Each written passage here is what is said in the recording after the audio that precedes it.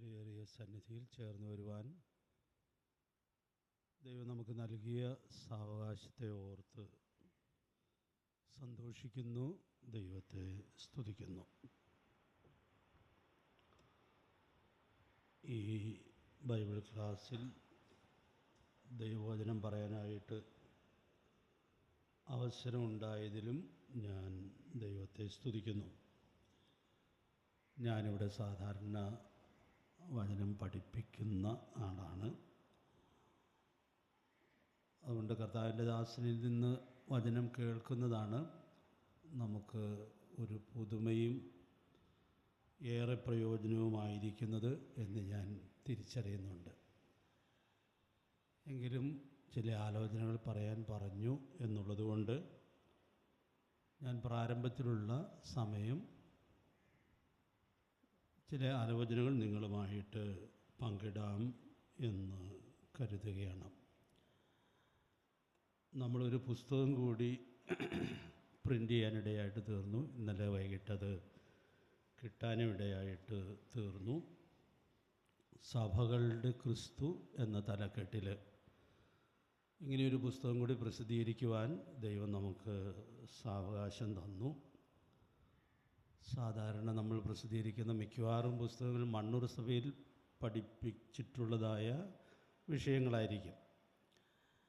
എന്നാൽ ഈ പുസ്തകത്തിലെ പ്രതിപാദ്യ വിഷയം കടാതിയിലുള്ള സഭയിലാണ് അനേക ആഴ്ചകളായി പഠിപ്പിക്കുവാൻ ഇടയായിട്ട് തീർന്നത്.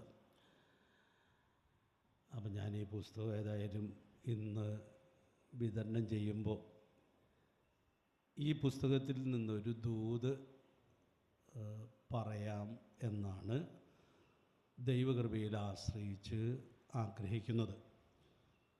നമ്മൾ കുറച്ച് ആളുകളായിട്ട് ഈ പുസ്തകം പിന്നെയുമ്പോൾ നമ്മുടെ അതാത് സഭകളിൽ സ്തോത്രം ചെയ്ത് പിന്നെ വിതരണം ചെയ്യാൻ തുടങ്ങുകയാണ് ചെയ്യാറ്. എന്നാൽ ഇന്നിങ്ങനെയൊരു അവസരം ഒത്തുകിട്ടിയത് കൊണ്ട് നമ്മൾ ഇവിടെ പൊതുവെ സ്തോത്രം ചെയ്ത് ഇന്നിതിൻ്റെ വിതരണം ആരംഭിക്കാം എന്ന് കർത്താവിൽ ആഗ്രഹിക്കുകയാണ്. ഈ ക്ലാസ്സിന് ശേഷം ഇവിടെ വന്ന എല്ലാവർക്കും ഓരോ കുടുംബങ്ങളിലേക്ക് ഓരോ കോപ്പി സൗജന്യമായി കൊണ്ടുപോയി പ്രയോജനപ്പെടുത്താൻ അവസരമുണ്ട് എന്നുള്ളതായ കാര്യവും ഞാൻ ഈ തരുണത്തിൽ ഓർമ്മിക്കുകയാണ്. സഭകളുടെ ക്രിസ്തു എന്നുള്ള തലക്കെട്ടിൽ സന്ദേശമുണ്ട്. എന്നാൽ ഈ പഠനത്തിനൊരു ചെറിയ അപൂർണതയുണ്ട്. ആ അപൂർണത ഞാൻ ആദ്യം പറയാം എന്ന് വിചാരിക്കുകയാണ്. വേദപുസ്തകം മുഴുവനും നമ്മുടെ കർത്താവിനെക്കുറിച്ചുള്ളതായ വെളിപ്പെടുത്തലുകളാണ്. പിന്നെ കർത്താവിനെക്കുറിച്ചുള്ള പഠനത്തിൽ വിസ്തൃതമായൊരു പഠനശാഖയുണ്ട്, ക്രിസ്റ്റോളജി, ക്രിസ്തുശാസ്ത്രം. അത് എത്രയോ വിസ്തൃതമായിട്ട് നമ്മൾ ചിന്തിക്കുന്നതാണ്. നമ്മൾ ഓരോരുത്തരും അത് ആസ്വദിക്കുവാനും ഇടയായിട്ട് ഓരോ ദിവസവും തീരുന്നുമുണ്ട്. അപ്പോൾ ഈ ബൃഹത്തായ വിഷയത്തിൽ വളരെ ചെറിയൊരു ഭാഗമാണ് ഈ പഠനത്തിൽ വിശദീകരിക്കുവാൻ ഇടയായിട്ട് തീർന്നിട്ടുള്ളത്. അപ്പോൾ ആ ഭാഗത്തിൻ്റെ ഒരു പ്രത്യേകത ഞാൻ ഓർപ്പിക്കാനായിട്ട് ആഗ്രഹിക്കുന്നത്, നമ്മുടെ കർത്താവ് സഭകളോട് സംസാരിക്കുമ്പോൾ തന്നെ വെളിപ്പെടുത്തുന്ന മനോഹരമായിട്ടുള്ള വാക്കുകൾ നമുക്ക് വെളിപ്പാട് പുസ്തകം 2ഉം 3ഉം അധ്യായങ്ങളിൽ കാണുവാനായിട്ട് സാധിക്കുന്നുണ്ട്. അപ്പോൾ ഓരോ സഭകളോടും കർത്താവ് സംസാരിക്കുമ്പോൾ കർത്താവ് ആരാണ് എന്നുള്ളത് വ്യത്യസ്തമായ വാക്കുകളിൽ വെളിപ്പെടുത്തുന്നു എന്നുള്ളത് വളരെ ശ്രദ്ധേയമായിട്ടുള്ളതായൊരു കാര്യമാണ്. അപ്പോൾ ഈ സഭകളുടെ ക്രിസ്തു എന്നുള്ളതായ ഈ കൊച്ചു പുസ്തകത്തിൽ നമ്മൾ ധ്യാനിക്കാനായിട്ട് ആഗ്രഹിക്കുന്നതായ കാര്യം, ഈ 7 ദൂതുകളിൽ കർത്താവ് തന്നെ സഭകൾക്ക് വെളിപ്പെടുത്തിയിരിക്കുന്ന ഈ പ്രത്യേകതകൾ ലളിതമായിട്ട് നമ്മൾ ധ്യാനിക്കാൻ ശ്രമിക്കുകയാണ്. അപ്പോൾ അതുകൊണ്ട് ഈ പഠനത്തിലുള്ളതായ വ്യത്യസ്തത ഞാനൊന്ന് പ്രാരംഭത്തിൽ ഓർപ്പിച്ചു എന്ന് മാത്രമേ ഉള്ളൂ. എന്തുകൊണ്ട് ഇതിങ്ങനെ വ്യത്യസ്തമായി ഇങ്ങനെ ചിന്തിക്കാനിടയായിട്ട് തീർന്നു എന്നുള്ളതിന് എൻ്റെ മനസ്സിലൊരു കാരണമുണ്ട്. എല്ലാ സഭാംഗങ്ങളും സഭാകാന്തനായ കർത്താവിനെ കുറിച്ചുള്ളതായ ഏറ്റവും ശരിയായ ഉൾക്കാഴ്ചയോടുകൂടി സഭാജീവിതം നയിക്കാനുള്ളതായ വലിയ ഉത്തരവാദിത്വമുണ്ട്. അതുകൊണ്ട് ഈ ചെറിയ പഠനം നമ്മുടെ കർത്താവിനെ, നമ്മളുടെ എല്ലാമെല്ലാമായിരിക്കും നമ്മുടെ പ്രാണപ്രിയനെ നമുക്ക് കൂടുതൽ സൂക്ഷ്മതയോടെ മനസ്സിലാക്കുന്നതിന് മുഖാന്തരമായിട്ട് തീരട്ടെ. ഇത് വിട്ട് നമ്മുടെ കർത്താവിനെ കുറിച്ചും സഭയോട് ചേർന്നുമൊക്കെ എത്രയോ സത്യങ്ങൾ തിരുവഴുത്തിൽ നമുക്ക് കാണാനായിട്ട് സാധിക്കുന്നുണ്ട്. പക്ഷേ ഈ വെളിപ്പെടുത്തലുകൾക്ക് എൻ്റെ മനസ്സിലുള്ളതായൊരു പ്രത്യേകതയുണ്ട്. നമ്മുടെ കർത്താവ് സാക്ഷാൽ ദൈവമാണ്. അവൻ സത്യദൈവവും നിത്യജീവനുമാണ്. അപ്പോൾ നമുക്ക് ദൈവത്തെ മനസ്സിലാക്കണമെന്ന് ആഗ്രഹമുണ്ടോ? ദൈവം തന്നെ വെളിപ്പെടുത്തിയാലേ നമുക്ക് മനസ്സിലാക്കാനായിട്ട് സാധിക്കുകയുള്ളൂ. ഇപ്പോൾ മറ്റ് വേദഭാഗങ്ങളിൽ വെളിപ്പെടുത്തിയിരിക്കുന്ന കാര്യങ്ങളിലൂടെയൊക്കെ നമുക്കത് മനസ്സിലാകും കേട്ടോ. എന്നാൽ നമ്മുടെ കർത്താവിനെ കുറിച്ച് പറഞ്ഞിരിക്കുന്ന ഈ വാക്കുകൾക്ക് അതിൽ തന്നെ ഒരു വ്യത്യസ്തതയുണ്ട് എന്നുള്ളതായൊരു ബഹുമാനവും ചിന്തയുമാണ് ഇങ്ങനെ ഈ വിഷയം ചിന്തിക്കത്തക്കവണ്ണം മുഖാന്തരമായിട്ട് തീർന്നത്. നമ്മുടെ കർത്താവ് ഈ ഭൂമിയിലായിരുന്നപ്പോൾ 7 അവകാശവാദങ്ങൾ പറഞ്ഞ് നമുക്കറിയാമല്ലോ. അപ്പോൾ അവിടെ ആ അവകാശവാദങ്ങളെക്കുറിച്ച് നമ്മൾ മനസ്സിലാക്കുന്ന മനോഹരമായൊരു സത്യമുണ്ട്. സാധാരണ ആരും, പ്രത്യേകിച്ച് മഹാന്മാരായ ആരും തങ്ങളെക്കുറിച്ച് അങ്ങനെ ആരും പറയാറില്ല. പറയുന്നത് അവരുടെ മഹത്വം മറച്ചു കളയുമെന്നാണ് സ്വാഭാവികമായിട്ടും വിചാരിക്കുന്നത്. വേറെ ആരെങ്കിലും പറഞ്ഞോട്ടെ എന്ന് വിചാരിക്കാൻ ഇടയായിട്ട് തീരും. പക്ഷേ നമ്മുടെ കർത്താവിനെ മനസ്സിലാക്കണമോ? നമ്മുടെ കർത്താവ് തന്നെ വെളിപ്പെടുത്തേണ്ടിയിരിക്കുന്നു. കാരണം ദൈവത്തെ ആർക്കും അന്വേഷിച്ച് പഠനങ്ങളിലൂടെ കണ്ടെത്താനായിട്ട് സാധിക്കുകയില്ല. അപ്പോൾ നമ്മുടെ കർത്താവിൻ്റെ അവകാശവാദങ്ങൾ എന്ത് ആദരവോടുകൂടിയാണ് നാം വായിക്കാനും ചിന്തിക്കാനും പഠിക്കാനും ഇടയായിട്ട് തീരുന്നത്. നമ്മുടെ കർത്താവിൻ്റെ ആളത്വത്തിൻ്റെ മഹത്വം നമുക്കവിടെ ഉൾക്കൊള്ളാനായിട്ട് സാധിക്കുകയാണ്. അപ്പോൾ ഈ പഠനത്തിലും നമ്മുടെ കർത്താവ് തൻ്റെ രക്തം വില കൊടുത്ത് സമ്പാദിച്ച സഭയോടുള്ള ബന്ധത്തിൽ എങ്ങനെ തന്നെ വെളിപ്പെടുത്തുന്നു എന്നുള്ളത് അതിൽ തന്നെ എത്രയോ പ്രധാനപ്പെട്ട കാര്യമായിട്ടാണ് ഇരിക്കുന്നത്. ദൈവത്തിൻ്റെ പരിശുദ്ധാത്മാവ് നമുക്ക് ധാരാളം ദൈവകൃപ നൽകട്ടെ. ഇന്നത്തെ ഈ ക്ലാസ്സിൽ ഞാൻ ഇത് മാത്രം പറയാം എന്നാണ് വിചാരിച്ചത്. പക്ഷെ ഞാൻ ഇന്നലെ രാത്രിയിൽ വചനം പറയാനിടയായിട്ട് തീർന്നപ്പോൾ വളരെ സാന്ദർഭികമായി കൊരിന്ത്യ ലേഖനത്തിൽ നിന്ന് കർത്താവിൻ്റെ സഭയുടെ മഹത്വം എടുത്ത് പറയുവാൻ ഇടയായിട്ട് തീർന്നത് നിങ്ങളുടെ ഓർമ്മയിലുണ്ട് എന്ന് ഞാൻ വിചാരിക്കുകയാണ്. അപ്പം അതുകൊണ്ട് ഞാൻ ഈ ക്ലാസ്സിൻ്റെ പ്രാരംഭ ഭാഗത്തിൽ ഇന്നലത്തെ പ്രസംഗത്തിൽ ഞാൻ പറഞ്ഞ ഒരു കാര്യത്തെ ചുരുക്കമായിട്ടൊന്ന് ചൂണ്ടിക്കാണിക്കണം എന്ന് ആഗ്രഹിക്കുക. ഇപ്പം തിരുവെഴുത്തിൽ വളരെയധികം വിശദമായിട്ട് ഈ സത്യം ചിന്തിക്കാൻ കഴിയുന്നതിൻ്റെ ഒരു ഭാഗം അങ്ങനെ ഞാനൊന്ന് ഉദാഹരണമായിട്ട് ഓർപ്പിക്കാം എന്ന് ആഗ്രഹിക്കുന്നു. ബാക്കിയുള്ള സമയത്തിൽ ഞാൻ പറഞ്ഞതുപോലെ വെളിപ്പാട് പുസ്തകത്തിൽ കർത്താവ് തന്നെ വെളിപ്പെടുത്തുന്നതിൽ 1-2 പ്രത്യേകതകൾ മാത്രം ഈ ക്ലാസ്സിൽ ഓർപ്പിക്കാം എന്ന് കരുതുന്നു. ബാക്കി നിങ്ങൾക്ക് ഈ പുസ്തകം വായിച്ച് മനസ്സിലാക്കാനായിട്ട് സാധിക്കുമല്ലോ. കർത്താവ് നമ്മെ സഹായിക്കട്ടെ. ഇന്നലെ രാത്രിയിൽ ഞാൻ കർത്താവ് സഭയുടെ ആരാണ് എന്ന ഒരു സത്യം പറയാനായിട്ട് ശ്രമിച്ചായിരുന്നു.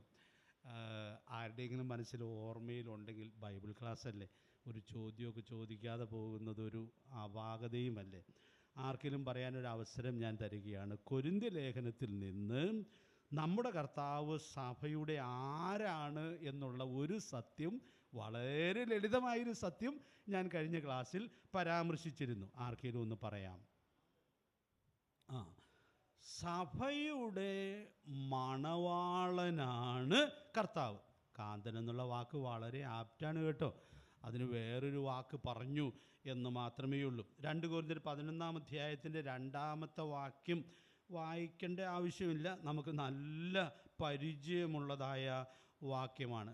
ഞാൻ ക്രിസ്തു എന്ന ഏക പുരുഷന് നിങ്ങളെ നിർമ്മല കന്യകയായി ഏൽപ്പിപ്പാൻ വിവാഹ നിശ്ചയം ചെയ്തിരിക്കുന്നു. നമ്മൾ എന്തോരം കല്യാണ നിശ്ചയങ്ങളിൽ പങ്കുകൊള്ളാറുണ്ട്.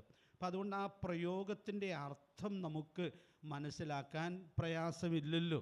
അപ്പോൾ നാം യേശുക്രിസ്തു എന്ന ഏക പുരുഷന് നിർമ്മല കന്യകയായി വിവാഹ നിശ്ചയം ചെയ്യപ്പെട്ടവരായ ആളുകളാണ്.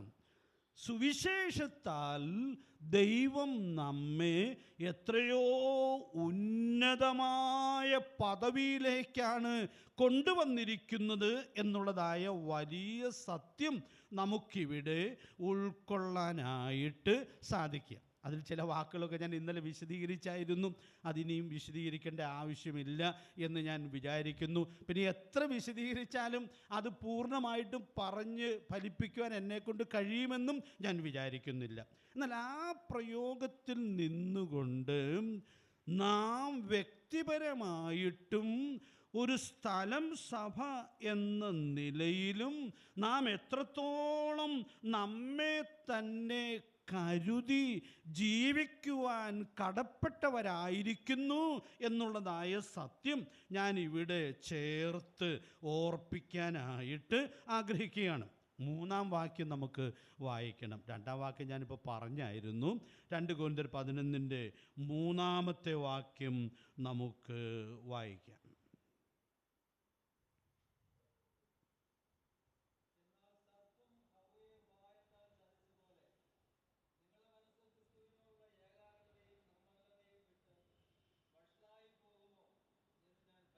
അപ്പോൾ പൗലോസ് അപ്പോസ്തലൻ്റെ ഒരു ഭയം അവിടെ ഓർപ്പിക്കുകയാണ്. അതിൻ്റെ വിശദാംശങ്ങളിലേക്ക് ഞാൻ പോകേണ്ട ആവശ്യമില്ലല്ലോ. ആ ദൈവത്തിൻ്റെ ദാസനും സഹപ്രവർത്തകരും കൊരിന്തിൽ പോയി ദൈവവചനം അറിയിച്ചു. അങ്ങനെ ഒരു സഭ രൂപപ്പെടുവാൻ ഇടയായിട്ട് തീർന്നു. പൗലോസിൻ്റെ ആ ഹൃദയം നമുക്ക് ഏറ്റെടുക്കാനായിട്ട് സാധിച്ചാൽ നല്ലതാണ്. കാരണം ആ സഭയെക്കുറിച്ചുള്ളതായ വലിയ എരിവ് തൻ്റെ ഹൃദയത്തെ ഭരിക്കുകയാണ്. അപ്പം ആ വാക്യത്തിൽ പറയുന്നത്, സർപ്പം ഹവ്വയെ ഉപായത്താൽ ചതിച്ചതുപോലെ നിങ്ങളുടെ മനസ്സ് ക്രിസ്തുവിനോടുള്ള നിർമ്മലതയും ഏകാഗ്രതയും വിട്ട് വഷളായി പോകുമോ എന്ന് ഞാൻ ഭയപ്പെടുന്നു. അപ്പോൾ സഭയെക്കുറിച്ചുള്ളതായ പൗലോസിൻ്റെ ആ എരിവ്, ആ കൺസേൺ, പ്രിയപ്പെട്ടവരെയും നമുക്ക് നമ്മുടെ ജീവിതത്തിൽ ഏറ്റെടുക്കാനായിട്ട് സാധിക്കട്ടെ. നമ്മളെ ദൈവം ആക്കിയിരിക്കുന്ന സഭയോടുള്ള ബന്ധത്തിൽ ഈ ആഴമേറിയ ഉൾക്കാഴ്ചയും ഭാരവും നമ്മെ ഭരിക്കുന്നവരായിരിക്കുന്നു എന്നുള്ളത് ഉറപ്പുവരുത്താം. പൗലോസ് വേറൊരു സ്ഥലത്ത് പറയുന്നുണ്ടല്ലോ, തനിക്കുള്ള ഒത്തിരി കഷ്ടതയുടെയും ബദ്ധപ്പാടിൻ്റെയും കാര്യം ലിസ്റ്റ് പറഞ്ഞു വരുമ്പോൾ പറയുക, പിന്നെ സകല സഭകളെയും കുറിച്ചുള്ള ചിന്താഭാരമെന്ന തിരക്കും തനിക്ക് ഉണ്ട്. അതുകൊണ്ട് ദൈവസഭയെക്കുറിച്ചുള്ളതായ ഈ വലിയ ഉൾക്കാഴ്ച നമുക്ക് ഏറ്റെടുക്കാനായിട്ട് കഴിയട്ടെ. ഞാനിപ്പോൾ അത് പറയുമ്പോൾ വിവാഹ നിശ്ചയത്തിൽ ഏർപ്പെട്ടതായ ഒരു പുരുഷൻ നിശ്ചയിക്കപ്പെട്ട പെൺകുട്ടിയോടുള്ള ബന്ധത്തിൽ എത്രയോ കൺസേൺഡ് ആയിരിക്കും എന്നുള്ളത് കല്യാണം കഴിഞ്ഞ് ഇവിടെ ഇരിക്കുന്ന എല്ലാവർക്കും അറിയാം. ആ പൂർവ്വകാലത്തിലേക്കൊന്ന് തിരിച്ച് ഓർത്ത് നോക്കിയാൽ മതി. വിവാഹ നിശ്ചയവും വിവാഹത്തിനിടയ്ക്കുള്ളതായ ആ സമയം എന്ന് പറയുന്നത് ആ വിഷയത്തിൽ എത്രയോ ആഴമേറിയ ആ കരുതലും ചിന്തയും നമ്മുടെ മനസ്സിനെ ഭരിക്കുന്ന സമയമായിട്ടാണ് ഇരിക്കുന്നത്. ഞാൻ എന്തിനവിടെ ചേർത്ത് ഇത് പറഞ്ഞത് എന്നറിയാമോ? പ്രിയപ്പെട്ടവരെ, കർത്താവിന് സഭയെക്കുറിച്ചുള്ളതായ ആ സ്നേഹം, കർത്താവിന് സഭയെക്കുറിച്ചുള്ളതായ ആ കരുതൽ, അത് തിരുവചനത്തിൽ എത്രയോ മനോഹരമായിട്ട് വെളിപ്പെടുത്തപ്പെടുന്നതായിട്ട് നമ്മൾ കാണുന്നുണ്ട്. നമ്മൾ ഒത്തിരി ചിന്തിച്ചിട്ടുള്ളൊരു വാക്യമാണ്, എങ്കിലും ഞാനിവിടെ ഒന്ന് പരാമർശിക്കുകയാണ്. നമുക്കറിയാം, നമ്മുടെ കർത്താവ് ദൈവാലയ ശുദ്ധീകരണത്തിൽ ഏർപ്പെട്ട കാര്യം യോഹന്നാൻ്റെ സുവിശേഷം 2-ാം അധ്യായത്തിൽ നമ്മൾ വായിക്കുന്നുണ്ട്. അപ്പോൾ അത് കണ്ടപ്പോൾ ശിഷ്യന്മാർ സങ്കീർത്തനത്തിലെ ഒരു വാക്യം ഓർത്തു. ഇതൊക്കെ വേണമെങ്കിൽ നിങ്ങളോട് ചോദിക്കാവുന്നതാണ്, എങ്കിലും സമയം അങ്ങനെ പോകുമല്ലോ എന്ന് കരുതി ഞാൻ ചോദിക്കുന്നില്ല. അവർ മനസ്സിൽ ഓർത്തൊരു വചനമുണ്ട്, നിൻ്റെ ആലയത്തെക്കുറിച്ചുള്ള എരിവ് എന്നെ തിന്നുകളയുന്നു. അപ്പോൾ കർത്താവിൻ്റെ ആ ബദ്ധപ്പാടും ദൈവാലയ ശുദ്ധീകരണത്തിൽ ഏർപ്പെടുന്നതായ ആ പ്രവൃത്തിയും കണ്ടപ്പോൾ ഈ വചനം അവർ ഓർക്കുവാൻ ഇടയായിട്ട് തീർന്നു. അത് ഇംഗ്ലീഷിൽ ഒരു വെർഷനിൽ വായിക്കുന്ന കാര്യം നമുക്ക് സഭയെക്കുറിച്ചുള്ള പുസ്തകത്തിൽ ഞാൻ പരാമർശിച്ചിട്ടുണ്ട്. ആ വാക്യം വായിക്കുന്നത്, my strong love for your temple completely controls me. അപ്പോൾ യോഹന്നാൻ 2:17 വാക്യത്തിലാണ് നാം അത് വായിക്കുന്നത്. അപ്പോൾ ഈ ശിഷ്യന്മാരിത് കണ്ടപ്പോൾ കർത്താവിന് ആലയത്തോടുള്ളതായ ശക്തമായ സ്നേഹം അവർ തിരിച്ചറിയുവാൻ ഇടയായിട്ട് തീർന്നു. ആ വാചകം എത്രയോ വർഷങ്ങളായി എൻ്റെ ക്രിസ്തീയ ജീവിതത്തെയും ശുശ്രൂഷയെയും സാരമായി സ്വാധീനിക്കുന്നതായ വാചകമാണ്. നിൻ്റെ ആലയത്തോടുള്ള ആഴമായ സ്നേഹം എന്നെ മുഴുവനായിട്ടും നിയന്ത്രിക്കുകയാണ്. എവിടെയെങ്കിലും ഞാൻ തെറ്റിയിട്ടുണ്ടോ എന്ന് എനിക്കറിയാൻ പാടില്ല. പക്ഷേ ഈ വാക്യം എന്നെ സ്പർശിച്ചത് മുതൽ ദൈവം എന്നെ ആക്കുന്ന പ്രാദേശിക സഭയോടുള്ളതായ സ്നേഹവും കരുതലും ആവോളം സൂക്ഷിക്കണം എന്നുള്ളതായ നിർണയത്തിലേക്ക് വരുവാൻ ദൈവം കൃപ തന്നിട്ടുണ്ട് എന്നുള്ളത് ഞാൻ വളരെ നന്ദിയോടുകൂടി ഇവിടെ ഓർക്കുകയാണ്. ഇപ്പം എന്തായാലും ഞാൻ പറഞ്ഞതിൻ്റെ താല്പര്യം എന്താണെന്ന് അറിയാമോ? നമ്മുടെ കർത്താവിന് സഭ വളരെ വിലപ്പെട്ടതാണ്, വളരെ വിലപ്പെട്ടതാണ്. കാരണം കർത്താവിൻ്റെ രക്തത്തിൻ്റെ സമ്പാദ്യമാണ് സഭ. അതുകൊണ്ട് കർത്താവിന് സഭയെ അവഗണിക്കുവാനായിട്ട് കഴിയുകയില്ല. അപ്പോൾ എനിക്കും നിങ്ങൾക്കും ദൈവം നമ്മെ ആക്കിയ പ്രാദേശിക സഭയോട് ഈ സ്നേഹവും കരുതലും സൂക്ഷിക്കാനായിട്ട് സാധിക്കുമ്പോൾ, പ്രിയപ്പെട്ടവരെ, നമ്മുടെ ഹൃദയത്തെ അറിയുന്ന കർത്താവ് നമ്മെ നോക്കി ഏറെ സന്തോഷിക്കുവാൻ ഇടയായിട്ട് തീരും. അതുകൊണ്ട് പ്രിയപ്പെട്ടവരെ, നമ്മെ കർത്താവ് ആക്കിയിരിക്കുന്ന സഭയോടുള്ള ബന്ധത്തിൽ ഈ വലിയ കരുതൽ സൂക്ഷിക്കാനായിട്ട് സാധിക്കട്ടെ. പിന്നെ ഇവിടെ നാം വായിക്കുന്നത്, ഈ സഭയെ മലിനപ്പെടുത്തുക എന്ന് പറഞ്ഞാൽ, നാം ഓരോരുത്തരും മലിനപ്പെട്ടാൽ പിന്നെ സഭ പ്രത്യേകിച്ച് മലിനപ്പെടേണ്ടതായിട്ട് വരികയില്ല. 1 കൊരിന്ത്യർ 5-ാം അധ്യായത്തിൽ പൗലോസ് എഴുതുന്നൊരു വാക്യമുണ്ടല്ലോ, ആസാരം പുളിമാവ് പിണ്ടത്തെ മുഴുവനും പുളിപ്പിക്കും. അപ്പോൾ ഒരു സഭ കർത്താവിനോടുള്ള, മണവാളനോടുള്ള ഏറ്റവും കൃത്യമായ വിശ്വസ്തതയിൽ ജീവിക്കുവാനും സാക്ഷ്യം വഹിക്കുവാനും ഇടയായിട്ട് തീരണം എന്ന് വരികിൽ, പ്രിയപ്പെട്ടവരെ, നമുക്കോരോരുത്തർക്കും ഈ വലിയ ഉൾക്കാഴ്ച സൂക്ഷിച്ച് ജീവിക്കാനായിട്ട് സാധിക്കേണ്ടിയിരിക്കുന്നു. അപ്പോൾ ഇവിടെ ദൈവത്തിൻ്റെ ദാസൻ പറയുക, ഏദൻ തോട്ടത്തിൽ ഹവ്വയെ ഉപായത്താൽ ചതിച്ചതുപോലെ നമ്മെ ചതിക്കുവാൻ, മലിനപ്പെടുത്താനായിട്ട് ശത്രുവായ പിശാച് തന്ത്രപൂർവം ശ്രമിച്ചുകൊണ്ടിരിക്കുകയാണ്. അതുകൊണ്ട് ഞാൻ ഓർപ്പിക്കാനായിട്ട് ആഗ്രഹിക്കുന്നത്, നാം കർത്താവിൻ്റെ മണവാട്ടി സഭയുടെ അംഗങ്ങളാണെന്ന് ചിന്തിക്കുമ്പോൾ നമ്മെ മലിനപ്പെടുത്തുവാൻ ശ്രമിക്കുന്ന പൈശാചിക ശക്തിയെക്കുറിച്ചുള്ളതായ ആ വലിയ അവബോധത്തോടെ സൂക്ഷ്മതയോട് കൂടി ജീവിക്കാനുള്ളതായ വലിയ ഉത്തരവാദിത്വമുണ്ട്. ആ വാക്യം ഒത്തിരി വിശാലമായ സന്ദേശങ്ങൾ നമുക്ക് തരുന്നുണ്ട്. അത് ഉൽപ്പത്തി പുസ്തകത്തിൽ നിന്ന് ധാരാളം വിശദമായിട്ട് നമ്മൾ ചിലപ്പോഴൊക്കെ ചിന്തിച്ചിട്ടുമുണ്ട്. ഇപ്പോൾ ഞാനതിൻ്റെ വിശദാംശങ്ങളിലേക്ക് പോകണം എന്ന് ആഗ്രഹിക്കുന്നില്ല. എങ്കിൽ ഒരു ഉദാഹരണം മാത്രം പറയാം എന്ന് ഞാൻ കരുതുകയാണ്. പ്രിയപ്പെട്ടവരെ, നമ്മെ പിശാച് കർത്താവിനോടുള്ള സ്നേഹത്തിൽ നിന്ന് വ്യതിചലിപ്പിച്ച് വേറെ പലതിലേക്കും തെറ്റിക്കുന്നതിനുള്ളതായ ധാരാളം സാധ്യതകൾ ഉണ്ട്. ഒരു കാര്യം മാത്രം പറയാം, ഈ വാക്യമൊക്കെ നമുക്ക് അറിയാവുന്നതാണ്, അപ്പം അതുകൊണ്ടങ്ങ് ചേർത്ത് പറഞ്ഞാൽ മതി എന്ന് ഞാൻ കരുതുകയാണ്. ഈ യാക്കോബിൻ്റെ ലേഖനം 4-ാം അധ്യായം 4-ാമത്തെ വാക്യത്തിൽ ഒരു കഠിനമായ പേര് വിളിക്കുന്നുണ്ട്. നിങ്ങൾക്കറിയാമല്ലോ ആ പേര്, വ്യഭിചാരിണികളായുള്ളവരെ. എന്നിട്ട് ഏതിനോടുള്ള സ്നേഹത്തിൽ അകപ്പെട്ട ആളുകളെ അങ്ങനെ വിളിക്കുന്നത്? ലോകത്തെ സ്നേഹിക്കുന്ന ആളുകളെ ഈ പേര് വിളിച്ചിട്ട് പറയുക, വ്യഭിചാരികളായുള്ളവരെ. ലോകസ്നേഹം ദൈവത്തോട് ശത്രുത്വമാണ്. അതുകൊണ്ട് പ്രിയപ്പെട്ടവരെ, ഇന്ന് പ്രഭാതത്തിൽ ഞാൻ ഓർപ്പിക്കാൻ ആഗ്രഹിക്കുന്നത്, ധാരാളം വഴിയിൽ ഈ കാര്യം ചിന്തിക്കാം. ഞാനൊരു ഉദാഹരണത്തിന് അത് ഓർപ്പിക്കുകയാണ്. നമ്മുടെ പ്രാണപ്രിയനോടുള്ള സ്നേഹത്തിൽ നിന്ന് നമ്മെ വ്യതിചലിപ്പിച്ച് നമ്മെ ഈ ലോകത്തെ സ്നേഹിക്കുന്നവരാക്കി മാറ്റിയെടുക്കുന്നതിന് പിശാച് വളരെ തന്ത്രപൂർവം ശ്രമിച്ചുകൊണ്ടിരിക്കുന്നതാണ്. അതുകൊണ്ട് ഇന്ന് രാവിലെ ഞാൻ ഓർപ്പിക്കാനായിട്ട് ആഗ്രഹിക്കുന്നത്, നാം കർത്താവിന് വേണ്ടി വിവാഹ നിശ്ചയം ചെയ്യപ്പെട്ട മണവാട്ടിയാണ് എന്നുള്ള തിരിച്ചറിവോട് കൂടി നമ്മുടെ മണവാളനോടുള്ള സ്നേഹത്തിലും ഏകാഗ്രതയിലുമായിരിക്കുന്നു എന്നുള്ളത് ഉറപ്പുവരുത്താം. ഈ ലോകത്തെ സ്നേഹിക്കുന്നുണ്ടോ എന്ന് ഏതെങ്കിലും വിശ്വാസികളോട് ചോദിച്ചാൽ അവരാരും ഞാൻ ലോകത്തെക്കുറിച്ച് സ്നേഹിക്കുന്നുണ്ടെന്ന് ഉത്തരം പറയുമെന്ന് ഞാൻ വിചാരിക്കുന്നില്ല.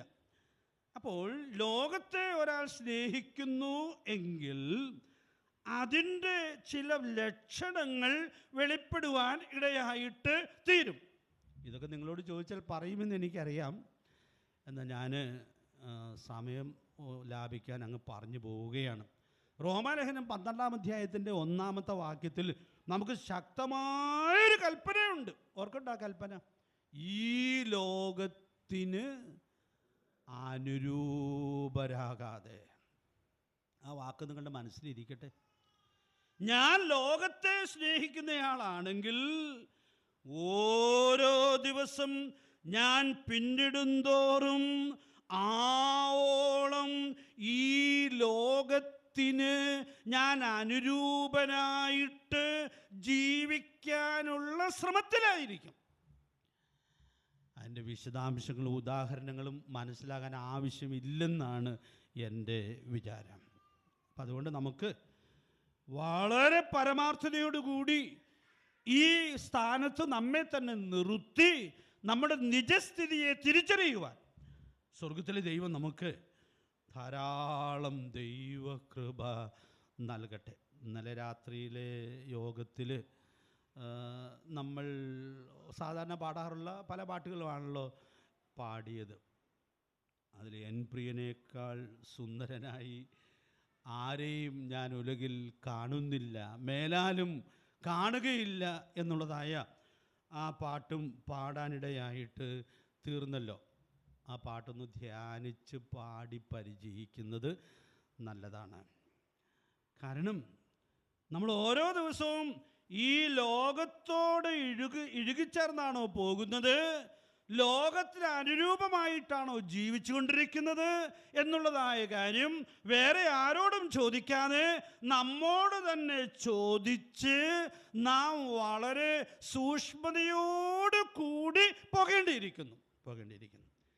ഈ ലോകത്തിന് അനുരൂപനായിട്ട് ജീവിക്കാനുള്ള ആഗ്രഹം കൊണ്ടാണ് ഞാൻ ജീവിക്കുന്നതെങ്കിൽ എൻ്റെ മനസ്സ് ക്രിസ്തുവിനുള്ള നിർമ്മലതയിൽ നിന്നും ഏകാഗ്രതയിൽ നിന്നും വ്യതിചലിച്ചു പോകുവാൻ ഇടയായിട്ട് തീരും. അവിടെ ആ വാക്യത്തിൽ അതാണല്ലോ പറയുന്നത്, നിങ്ങളുടെ മനസ്സ്. അപ്പോൾ നമ്മുടെ മനസ്സിൽ നാം നമ്മുടെ പ്രാണപ്രിയനെ സ്നേഹിക്കുന്നുവോ, ഈ ലോകത്തെ സ്നേഹിക്കുന്നുവോ, ഓരോ ദിവസവും ഈ ലോകത്തോട് അനുരൂപപ്പെട്ടാണോ ജീവിക്കുന്നത് എന്നുള്ളതായ കാര്യം സൂക്ഷ്മതയോടെ വിലയിരുത്താനായിട്ട് സാധിക്കണം.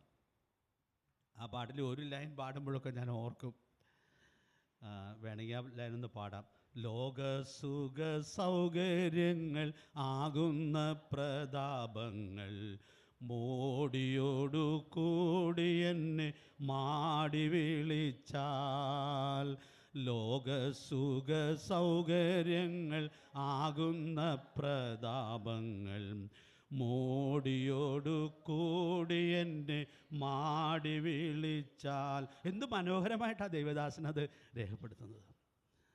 പ്രിയപ്പെട്ടവരെ, ലോകത്തിൽ കിട്ടാവുന്ന എല്ലാ സുഖ സൗകര്യങ്ങളുടെയും നടുവിലിരുന്ന് നമ്മൾ ഈ പാട്ടിൻ്റെ അർത്ഥമൊക്കെ ഓർക്കാതെ പാടും. എല്ലാം ഒരുക്കി വെച്ചിട്ടുണ്ട്.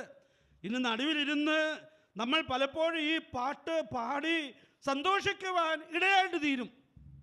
നമ്മുടെ കർത്താവിന് ഇത് കാണുമ്പോൾ ഭയങ്കര വിഷമമായിരിക്കും. കാരണം ഇത് തിരിച്ചറിയാൻ പോലും കഴിയാത്തതായ സ്ഥിതി എന്തൊരു ഭയങ്കരമാണ്. ന്യായാധിപന്മാരുടെ പുസ്തകം നമ്മൾ ഈ കഴിഞ്ഞ ദിവസങ്ങളൊക്കെ വായിക്കുകയും പഠിക്കുകയും ചെയ്തല്ലോ. ശിംശോൻ്റെ ശക്തി എല്ലാം പോയി. നമ്മുടെ ഒരു മനപ്പാഠവാക്യമായിരുന്നല്ലോ. പക്ഷേ ശത്രു വരുമ്പോൾ ദൈവം തന്നെ വിട്ടു എന്നറിയാതെ ശിംശോൻ കുടഞ്ഞൊഴിഞ്ഞു കളയാനായിട്ട് ശ്രമിക്കുകയാണ്. ഞാൻ വളരെ ഭയത്തോടു കൂടി ഓർപ്പിക്കുകയാണ്.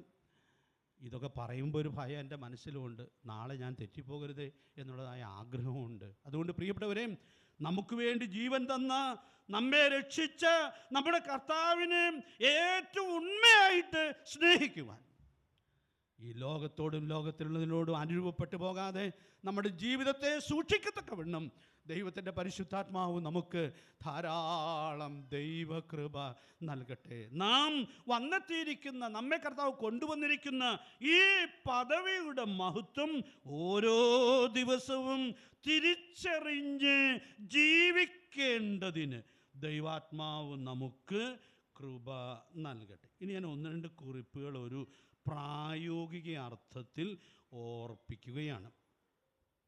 ഈ ഹോളിൽ നിന്ന് പറയുമ്പോൾ എനിക്കത് പറയാൻ കൂടുതൽ സന്തോഷമുണ്ട്. ഈ മണവാട്ടിയുടെ എല്ലാ ആവശ്യങ്ങളും ആരാ ശരിക്കും നടത്തേണ്ടത്? മണവാളനാണ് നടത്തേണ്ടത്. പ്രിയപ്പെട്ടവരെ, അത് എത്രയോ ലളിതമായിട്ടുള്ളതായൊരു കാര്യമാണ്. ഞാൻ വളരെ ഭയത്തോടെ ഒരു സാക്ഷ്യം പറയുകയാണ്. ഫിലിപ്പ് ലേഖനം 4-ാം അധ്യായത്തിൻ്റെ 6-7 വാക്യങ്ങൾ എത്രയോ വർഷങ്ങൾക്ക് മുമ്പ്, ഡേറ്റൊന്നും കുറിച്ച് വയ്ക്കാൻ പറ്റിയില്ല, വായിക്കുകയും ധ്യാനിക്കുകയും ചെയ്തപ്പോൾ ദൈവം എന്നോട് വ്യക്തിപരമായി സംസാരിച്ചൊരു കാര്യമാണ്. ഒന്നിനെക്കുറിച്ച് വിചാരപ്പെടരുത്, എല്ലാറ്റിലും പ്രാർത്ഥനയാലും അപേക്ഷയാലും നിങ്ങളുടെ ആവശ്യങ്ങൾ സ്തോത്രത്തോടു കൂടെ, അടുത്ത വാക്യതാണ്, ദൈവത്തോട് അറിയിക്കുകയത്രേ വേണ്ടത്. ഞാനിന്ന് രാവിലെ തീരുമാനിച്ചു, എൻ്റെ വ്യക്തിപരമായ ആവശ്യങ്ങൾ ഞാനിനി ഒരു മനുഷ്യനോടും പറയില്ല. കാരണം എൻ്റെ പ്രാണപ്രിയൻ എൻ്റെ എല്ലാ ആവശ്യങ്ങൾക്കും മതിയായവനാണ്. നാളിതുവരെ സൂക്ഷിച്ചിട്ടുണ്ടെന്നാണ് എൻ്റെ ബോധ്യം. പ്രിയപ്പെട്ടവരെ, അപ്പോൾ കർത്താവ് നമുക്ക് എല്ലാറ്റിനും മതിയായവനാണ്. കെ.വി. ഐസക് സാറിൻ്റെ ഒരു പാട്ടൊക്കെ എൻ്റെ മനസ്സിൽ വരുന്നുണ്ട്. പിന്നെ അതൊരു എല്ലാം പാട്ട് ആയി പോകാൻ പാടില്ലാത്തതുകൊണ്ട് ഞാൻ പാടാനായിട്ട് ശ്രമിക്കുന്നില്ല. എൻ്റെ ദൈവം മതിയായവനാണ്. പ്രിയപ്പെട്ടവരെ, നമുക്കെല്ലാവർക്കും ഈ വിശ്വാസത്തെ മുറുകെ പിടിക്കാനായിട്ട് സാധിക്കട്ടെ. ഇവിടെ ഒരു സഭാരൂപീകരണം സാധിച്ച് ഒരുമിച്ച് കൂടാനൊരു ഹോളിൻ്റെ ഒരാവശ്യകത തോന്നിയപ്പോൾ എൻ്റെ മനസ്സിൽ വന്ന വാക്യമാണ് 2 കൊരിന്ത്യർ 11:2 വാക്യം. സഭ കർത്താവിൻ്റെ മണവാട്ടിയാണ്.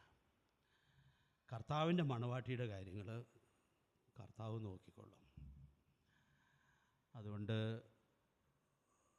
ഞാൻ പൗലോച്ചനുമായിട്ട് ഈ കാര്യം സംസാരിച്ചു. നമുക്ക് ഈ ആവശ്യം ആരോടും അങ്ങനെ അറിയിക്കുകയോ പറയുകയോ ഒന്നും ചെയ്യണ്ട, പ്രാർത്ഥിച്ചാൽ മതി, ദൈവം നടത്തുന്ന പോലെ നടന്നാൽ മതി എന്ന് തീരുമാനിക്കുവാൻ ഇടയായിട്ട് തീർന്നു. അപ്പോൾ സഭയായിട്ട് കർത്താവിൽ മാത്രം ആശ്രയിച്ചാൽ മതി എന്നുള്ളതായ ആ വലിയ ഉൾക്കാഴ്ച ഭരിച്ചതായ ദിവസങ്ങളായിരുന്നു അത്. പിന്നെ അത് തുടർന്നും വർക്കൗട്ട് ചെയ്യാനിടയായിട്ട് തീർന്നു കേട്ടോ. 2006 ഈ ഉൾക്കാഴ്ച ദൈവം തന്നതെങ്കിൽ 2025 നിൽക്കുമ്പോഴും അതിൽ നിന്ന് തെറ്റാതെ നിൽക്കുവാൻ കർത്താവ് കൃപ തന്നു എന്നുള്ളത് ഞാൻ വളരെ നന്ദിയോടും വിനയത്തോടും കൂടെ ഓർപ്പിക്കുകയാണ്. പ്രിയപ്പെട്ടവരെ, സഭ എത്ര മഹത്തരമാണ്!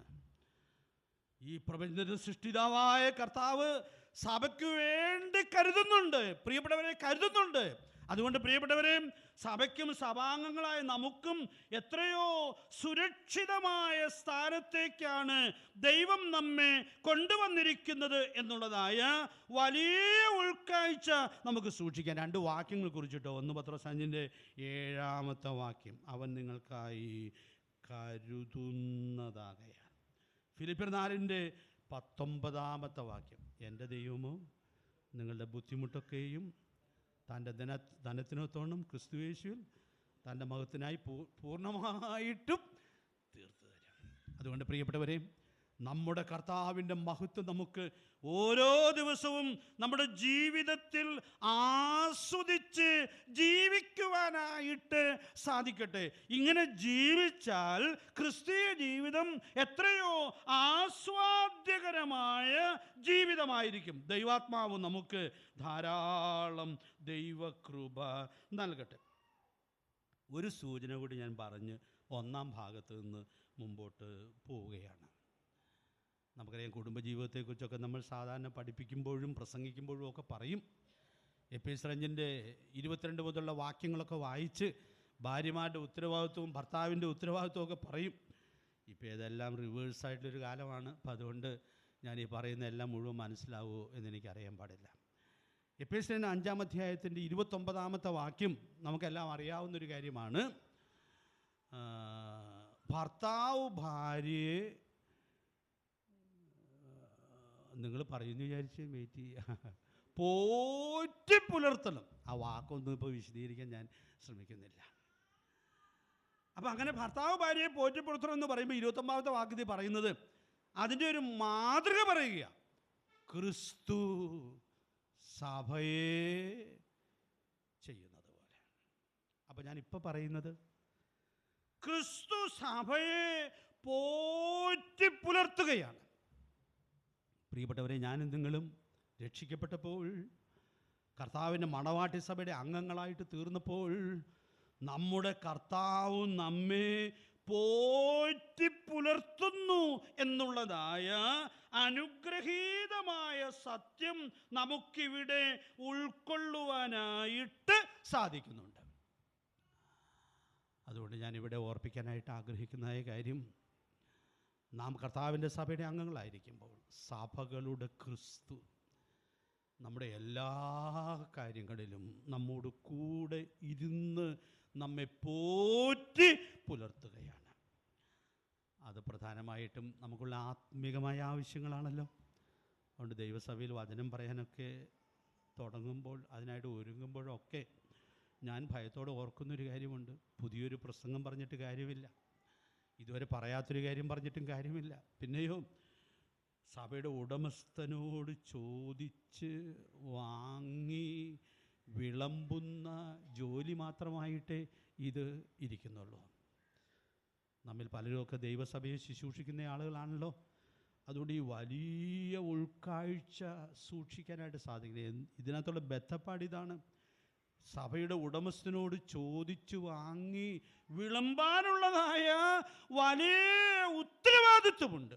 അതിൻ്റെ വിശദാംശങ്ങളിലേക്ക് ഞാൻ പോകാനായിട്ട് ശ്രമിക്കുന്നില്ല. ദൈവത്തിൻ്റെ പരിശുദ്ധാത്മാവ് നമ്മെ സഹായിക്കട്ടെ. സഭകളുടെ ക്രിസ്തുവിൻ്റെ മഹത്വം.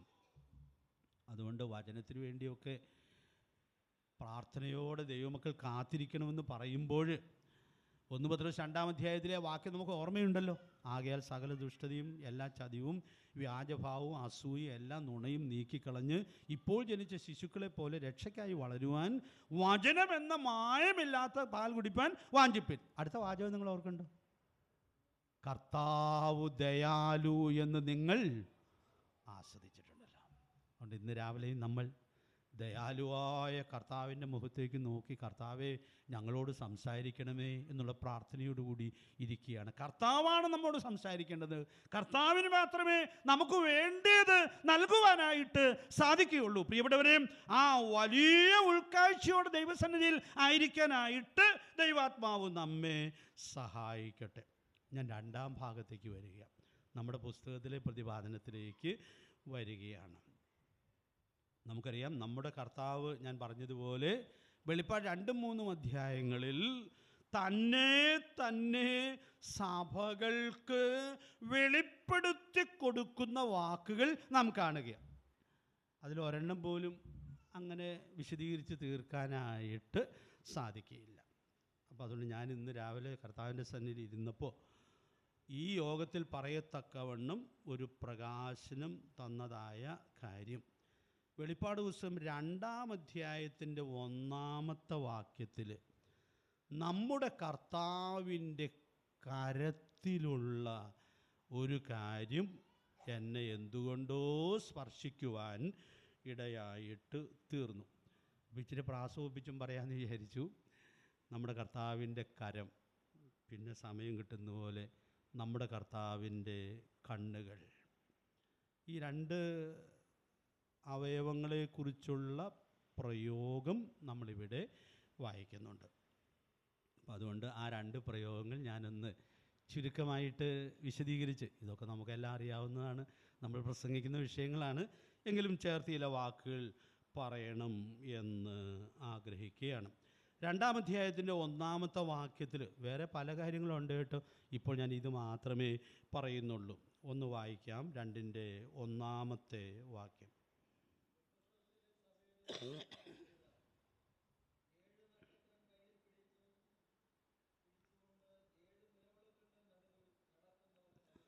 ഒന്നാം അധ്യായത്തിൻ്റെ 20-ാമത്തെ വാക്യം കൂടി വായിച്ചോളൂ.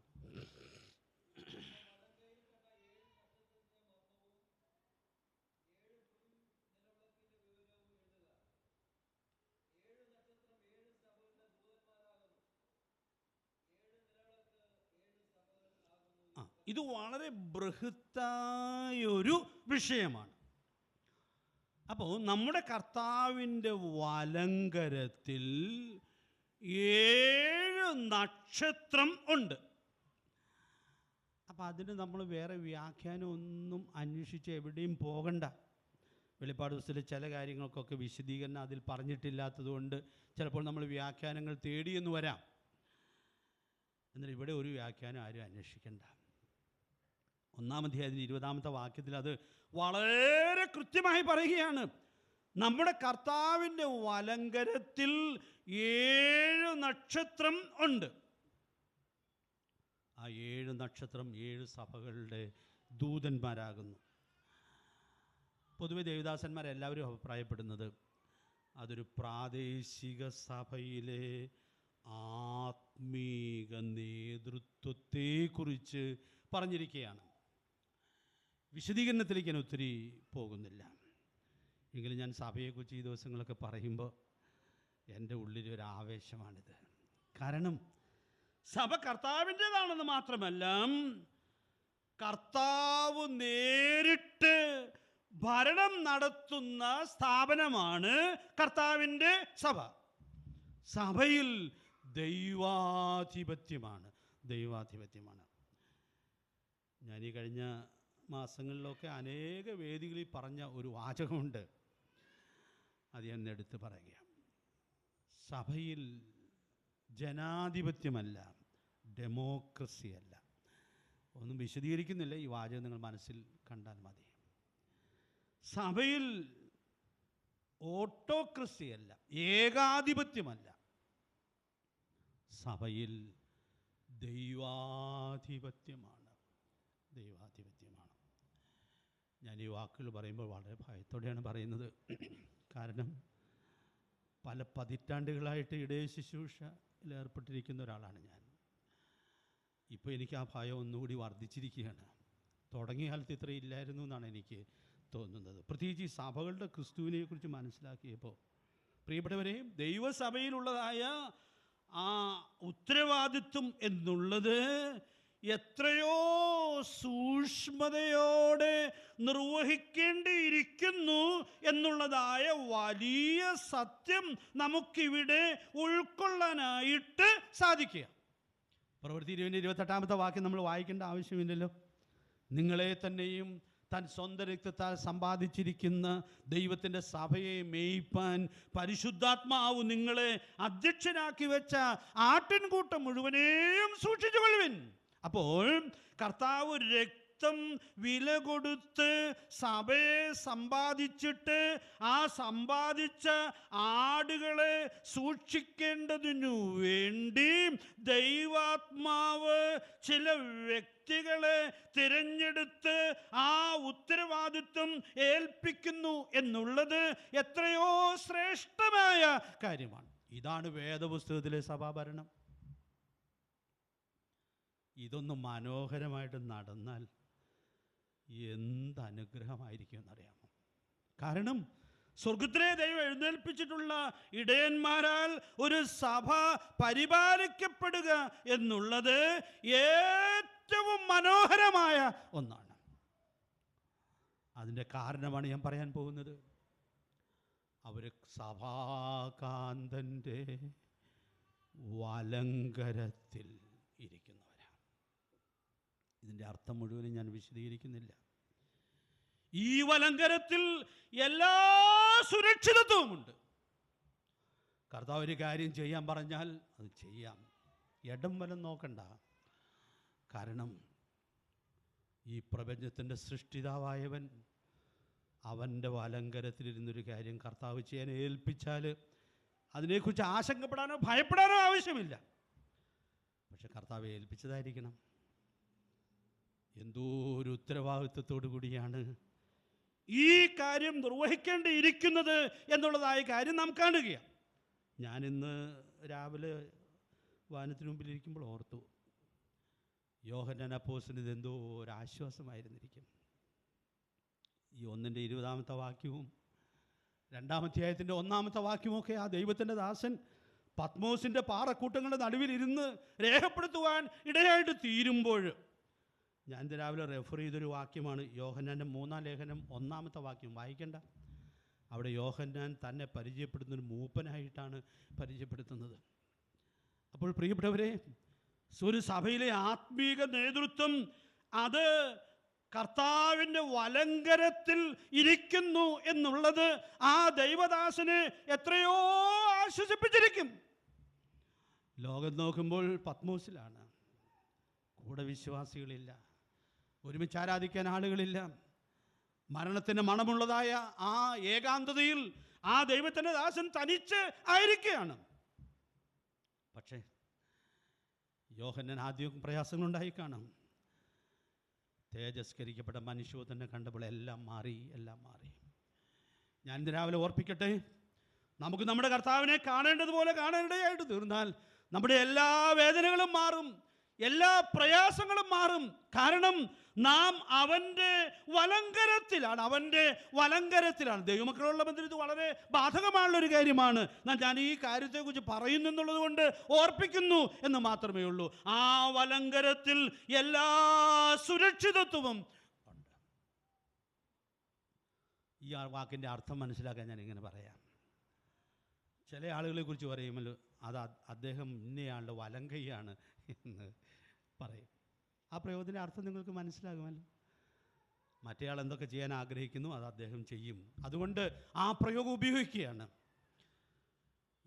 ഈ പ്രയോഗത്തിൻ്റെ അർത്ഥം അവിടെ മനസ്സിലാക്കാം എന്ന് ഞാൻ വിചാരിക്കുകയാണ്. നാം കർത്താവിൻ്റെ വലങ്കരത്തിലാണ്. കർത്താവ് എന്ത് ചെയ്യാൻ ആഗ്രഹിക്കുന്നുവോ അത് മാത്രമേ ചെയ്യാവൂ. ആ വലങ്കരത്തിലിരുന്ന് നമുക്ക് തോന്നുന്നതൊക്കെ ചെയ്യാൻ പാടില്ല. എത്രയോ ഭയത്തോടുകൂടി, എത്ര സൂക്ഷ്മതയോടുകൂടി ഈ കാര്യം നിർവഹിക്കാനുള്ള ഉത്തരവാദിത്വമുണ്ട് എന്നുള്ളത് ദൈവത്തിൻ്റെ പരിശുദ്ധാത്മാവ് എത്ര മനോഹരമായിട്ടാണ് വെളിപ്പെടുത്തുവാനിടയായിത്തീരുന്നത്. 1 തിമോഥെയോസ് 3:15 നമ്മൾ കൂടെ ഓർക്കുന്ന വാക്യമല്ലേ? തിമോഥെയോസിനോട് പറയുക, തിമോഥെയോസേ, ഞാൻ താമസിച്ചു പോയാലോ സത്യത്തിൻ്റെ തൂണും അടിസ്ഥാനവുമായ ജീവനുള്ള ദൈവത്തിൻ്റെ സഭയാകുന്ന ദൈവാലയത്തിൽ നടക്കേണ്ടത് എങ്ങനെയെന്ന് നീ അറിയേണ്ടതിന് ഇത് എഴുതുന്നു. ഞാൻ ഈ ദിവസങ്ങളിൽ ആ വാക്യം പറയുമ്പോഴൊക്കെ ലേവ്യ പുസ്തകത്തിലെ ചില വാക്യങ്ങൾ എന്നെ ഭയപ്പെടുത്താറുണ്ട്. അവിടെ 2 യൗവനക്കാർ തൽക്ഷണം കടന്നുപോയി. ആരുടെ പിള്ളേരാന്ന് നിങ്ങൾക്കറിയാമല്ലോ, ഓർക്കുണ്ടോ? അഹരോൻ്റെ 2 പിള്ളേരാണ്. അഹരോൻ്റെ പിള്ളേർ അങ്ങനെ മരിക്കേണ്ടവരല്ലല്ലോ. എന്നെ ഈ കഴിഞ്ഞ ദിവസങ്ങളൊക്കെ വല്ലാതെ ഭയപ്പെടുത്തിയൊരു സത്യമാണത്. അതുകൊണ്ടല്ലേ തിമോഥെയോസിന് എഴുതിയ, തിമോഥെയോസേ, നീ ജീവനുള്ള ദൈവത്തിൻ്റെ സഭയാകുന്ന ദൈവാലയത്തിൽ നടക്കേണ്ടത് എങ്ങനെയെന്ന് അറിയാനായിട്ടാണിത് എഴുതുന്നത്. അതുകൊണ്ട് ഞാൻ എല്ലാ സ്നേഹത്തോടും ഭയത്തോടും കൂടി ഓർപ്പിക്കുകയാണ്, സഭാജീവിതം എന്തോരം സൂക്ഷിക്കണം, സഭാംഗങ്ങൾ എന്തോരം സൂക്ഷിക്കണം. ചിലർക്ക് വിചാരിക്കുന്നു തോന്നുന്ന പോലെ നടക്കാൻ ഏറ്റവും സ്വാതന്ത്ര്യമുള്ള സ്ഥലം സഭയാണ്. ആരും ചോദിക്കാനില്ലല്ലോ. ചില സ്കൂളുകളിലൊക്കെ ഒരു സമയം കഴിഞ്ഞാൽ പിന്നെ അകത്ത് കയറാൻ പറ്റുകയില്ല, ഗേറ്റ് അടയ്ക്കും. ഇവിടെ അങ്ങനെ ഒരു കുഴപ്പമില്ല, എപ്പോൾ വേണമെങ്കിലും വരാം. എപ്പോൾ, ഇവിടുത്തെ കാര്യമല്ല ടൈം പറയുന്നത്, പല സഭകളിലും എപ്പോൾ വേണമെങ്കിലും വരാം, എപ്പോൾ വേണമെങ്കിലും പോകാം. പ്രിയപ്പെട്ടവരെ, സഭ അങ്ങനെ പോകാനുള്ള സ്ഥലമല്ല. എന്തോ ഒരു വ്യക്തതയോടുകൂടിയാണ് ദൈവത്തിൻ്റെ പരിശുദ്ധാത്മാവ് ഈ സത്യം വെളിപ്പെടുത്തുവാൻ ഇടയായിട്ട് തീരുന്നത്. യോഹന്നാൻ ആ വലങ്കരത്തെ കണ്ടപ്പോൾ യോഹന്നാൻ്റെ എല്ലാ വേദനകളും മാറി, എല്ലാ ആശ്വാസവും കൈക്കൊണ്ടു. ഞാൻ പത്മോസിലാണെങ്കിലും എൻ്റെ കർത്താവിൻ്റെ വലങ്കരത്തിലാണ് എന്നുള്ളതായ ബോധ്യം ആ ദൈവത്തിൻ്റെ ദാസനെ എത്രയോ ധൈര്യപ്പെടുത്തി. കഴിഞ്ഞ നൂറ്റാണ്ടുകളിൽ ഈ വാക്കുകൾ എത്രയോ പ്രതിസന്ധിയുടെ നടുവിൽ ദൈവത്തിൻ്റെ ദാസന്മാരെ ഉറച്ചു നിൽക്കത്തക്കവണ്ണം ഒരുക്കുവാൻ ഇടയായിട്ട് തീർന്നിട്ടുണ്ട്. നമ്മുടെ കർത്താവിൻ്റെ വലങ്കരം, അതിൻ്റെ മഹത്വം. നമുക്ക് ഈ ദിവസങ്ങളിൽ സഭകളുടെ ക്രിസ്തുവിൻ്റെ വലങ്കരത്തിൻ്റെ മഹത്വം കണ്ട് സഭാജീവിതം നയിക്കത്തക്കവണ്ണം ദൈവാത്മാവ് നമുക്ക് ധാരാളം ദൈവകൃപ നൽകട്ടെ. ആ വലങ്കരത്തെ നമുക്ക് ആവോളം ആസ്വദിച്ച് ജീവിക്കാം. പ്രവൃത്തി 13:36 ദാവീദിനെ കുറിച്ച് മനോഹരമായൊരു പ്രയോഗമുണ്ട്.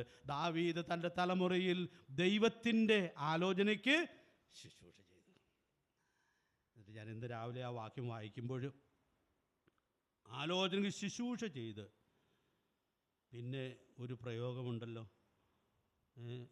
ശുശ്രൂഷ ചെയ്ത ശേഷം നിദ്ര പ്രാപിച്ചു.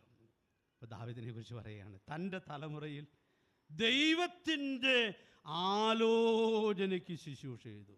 അപ്പം ഞാൻ രാവിലെ ഓർത്ത വാക്ക്, നിദ്ര പ്രാപിക്കുന്നതിന് മുമ്പ് ഉള്ള സമയം ദൈവത്തിൻ്റെ ആലോചനയ്ക്ക് ശുശ്രൂഷ ചെയ്യാനുള്ളതാണ്. അതുകൊണ്ട് എങ്ങനെയാണ് ശുശ്രൂഷ ചെയ്തതെന്നുള്ളത് തമ്പുരാൻ്റെ മുമ്പിൽ നിന്ന്, കർത്താവിൻ്റെ മുമ്പിൽ നിന്ന് നമ്മൾ കണക്ക് കൊടുക്കാനും ഉള്ളവരാണ്. നമുക്ക് വളരെ ഭയത്തോടെ സഭാജീവിതത്തിൽ മുമ്പോട്ട് പോകത്തക്കവണ്ണം ദൈവാത്മാവ് നമ്മെ സഹായിക്കട്ടെ. എല്ലാ ആശ്വാസവും ഉണ്ട്. അപ്പോൾ തന്നെ നമുക്ക് ആ ഭയം ഏറ്റെടുക്കുവാൻ കർത്താവ് കൃപ നൽകട്ടെ. ഇനി ഞാൻ കർത്താവിൻ്റെ കണ്ണിനെ കുറിച്ച് കൂടി 2 വാക്ക് പറഞ്ഞ് ഈ ക്ലാസ് അവസാനിപ്പിക്കാം. വെളിപ്പാട് പുസ്തകം 2-ാം അധ്യായത്തിലെ 18-ാമത്തെ വാക്യം നമുക്കൊക്കെ എല്ലാവർക്കും അറിയാവുന്ന വാക്യമാണ്. എങ്കിലും നമുക്കൊന്ന് വായിക്കാം. 2-ാം അധ്യായത്തിൻ്റെ 18-ാമത്തെ വാക്യം.